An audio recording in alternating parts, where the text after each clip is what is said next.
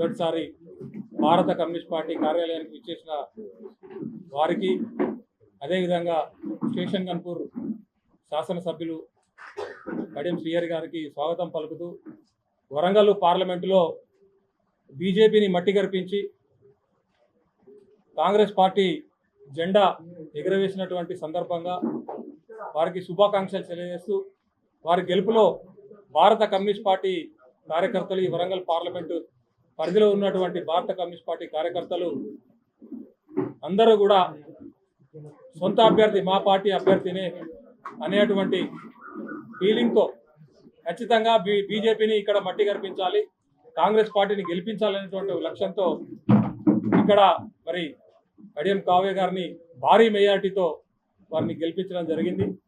వారికి శుభాకాంక్షలు తెలియజేస్తూ, మరి ఈ ప్రాంతంలో ఉన్నటువంటి సమస్యల మీద ఖచ్చితంగా మీరు పార్లమెంటులో మా ఒక గొంతుకను వినిపించి ఈ ప్రాంతానికి నిధులు తీసుకురావడానికి కానీ, ఉద్యోగాలకు కానీ, ఇక్కడ ఉన్నటువంటి అనేకమైనటువంటి సమస్యలు మీరు మా ప్రతినిధిగా పార్లమెంటులో మా యొక్క గొంతుకను మీరు వినిపించాలని, మీరు గెలిచినటువంటి సందర్భంగా మీకు ధన్యవాదాలు, హృదయపూర్వకమైనటువంటి శుభాకాంక్షలు తెలియజేస్తూ వారిని మాట్లాడాల్సిందిగా కోరుతాం.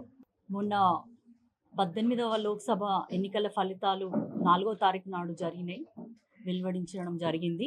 అందులో మన వరంగల్ జిల్లాలో కాంగ్రెస్, సిపిఐ, సిపిఎం మద్దతుతో నేను భారీ మెజార్టీతో గెలవడం జరిగింది. అందుకు మేము ఏదైతే ముందుగా ఎలక్షన్స్ టైంలో వచ్చి సిపిఐ వారిని సపోర్ట్ ఇవ్వమని కోరడం జరిగింది. వాళ్ళు అంగీకరించి మాకు సంపూర్ణ మద్దతు ఇచ్చారు. వాళ్ళందరూ కూడా నన్ను వారి అభ్యర్థిగానే భావించి నిజాయితీగా ఎంతో కష్టపడి ఈ అమ్మాయి అయితేనే మనకి పనులు చేసి పెడుతుంది, కాంగ్రెస్ పార్టీ, సిపిఐ, సిపిఎం అంతా ఒక్కటై అటు బీజేపీ అభ్యర్థిని మట్టి గర్పించారు. ఇక్కడ మన ప్రధాన కార్యదర్శి సిపిఐ మన తక్కెలపల్లి శ్రీనివాసరావు గారికి, అట్లాగే వెంకటరాములు అంకుల్ గారికి, తర్వాత ఇతర సిపిఐ కార్యదర్శులు కానీ, మెంబర్స్ కానీ, అట్లాగే స్టేషన్ గన్పూర్ ఎమ్మెల్యే కడియం శ్రీహరి గారికి, ఇక్కడ వచ్చిన ప్రతి ఒక్కరికి కూడా నన్ను చాలా కష్టపడి గెలిపించుకున్నందుకు ప్రత్యేకమైన ధన్యవాదాలు, కృతజ్ఞతలు తెలియజేసుకుంటున్నాను. రానున్న 5 ఏళ్లలో కూడా కాంగ్రెస్ పార్టీతో ఎంత అదిగా పనిచేస్తానో, సిపిఐ పార్టీ వాళ్ళకి ఉన్న సమస్యలు కానీ, వాళ్ళకు ఉన్న విషయాలపైన కానీ ఏ ప్రాబ్లం వచ్చినా కూడా నేను వాళ్ళ అభ్యర్థిగా ఎట్లయితే పోటీ చేశానో ఇప్పుడు వాళ్ళ అభ్యర్థిగానే, ఎంపీగానే వాళ్ళకు కూడా అంతే విధంగా సహాయం అందిస్తాను.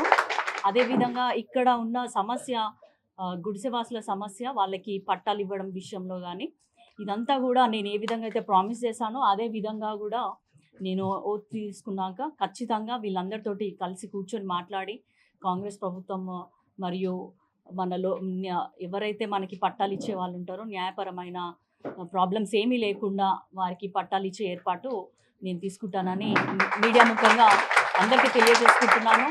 మరొకసారి నాకు చాలా సంతోషంగా ఉంది. మళ్ళీ నన్ను అంటే ఏదో నామమాత్రంగానే సపోర్ట్ ఇవ్వడం కాదు, వాళ్ళు గ్రౌండ్లో కూడా చాలా వర్క్ చేశారు.